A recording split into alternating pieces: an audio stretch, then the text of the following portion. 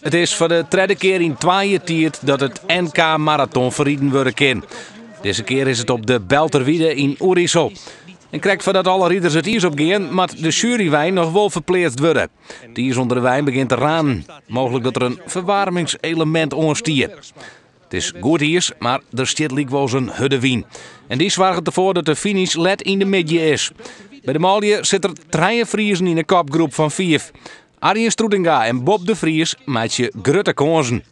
Dan moest hij net aan bij wat er gebeurt. Rijden met die hap. Mooi nog. Waar had Tinksto de sterkste voeten, joh? Nou, dat wist net. Degene die het als eerst door de streep heen komt. Maar eerst is strijdleverie, vjochtzie en dat hebben de man dien. Niks te verwieten. Wij hebben afsprutsen 2 ronden van tevoren, dan spelen we de sprint. Dus ja, we wachten het al. Het draait uit op een eindsprint. Bob de Vries. Hij is rapper als Ralf Zwitser en Arjen Becker en pakt de nationale titel op natuurreis.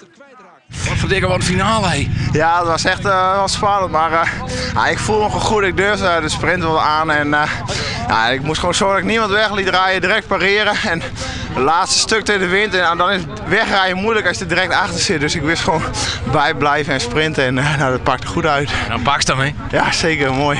Hoe mooi is deze? Ja, deze is echt de mooiste die ik tot nu toe heb. Dus. En ook mijn eerste titel pas in de marathon schaatsen, daar moest ik lang op wachten, dus helemaal super.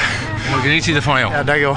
En ik bij de vrouwje Friesk Succes, Friese Mutens Voske Tamer van der Wal, die nou in Greens wennet, pakt daar de titel. Heel mooi, hele mooie overwinning en hier doe je het voor. Wanneer dacht van deze pak ik? Nou, kijk, je zit natuurlijk met z'n drieën op een gegeven moment en als het gat dan groot genoeg is dat je weet van we finishen met z'n drieën, ja dan, ik weet gewoon dat ik wel een van de rapste van ons drieën, gewoon de rapste was van ons drieën, maar ja, dan moet je het ook nog doen en dat is gelukkig goed uitgepakt. En dan in San Theater, hè? Ja, nee, mooi. Het ijs was ook heel goed trouwens en veel publiek, ja, ik vind veel publiek trouwens hier en langs de route was, dus leuk, mooi.